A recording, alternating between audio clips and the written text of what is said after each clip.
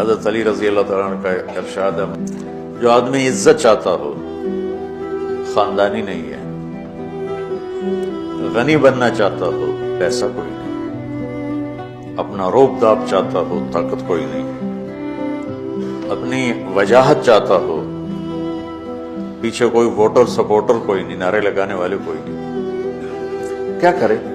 اور یہ چار چیزیں حدود کے اندر سب کو چاہیے، سب کی مطلوب ہے۔ مجھے عزت بھی چاہیے اور مجھے کشادگی بھی چاہیے، تنگ دستی سے میرے نبی نے پناہ مانگی، مجھے اپنی ہیبت اور وجاہت بھی چاہیے۔ اگر یہ میں شریعت کی حدود کے اندر طلب کرتا ہوں تو اللہ کو بھی پسند ہے،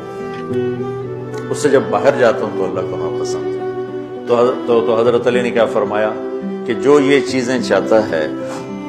تو ایک کام کرے، فَلْيَخْرُجْ مِنْ ذُلِّ مَعْصِيَةِ اللَّهِ إِلَىٰ عِزِّ طَاعَةِ اللَّهِ،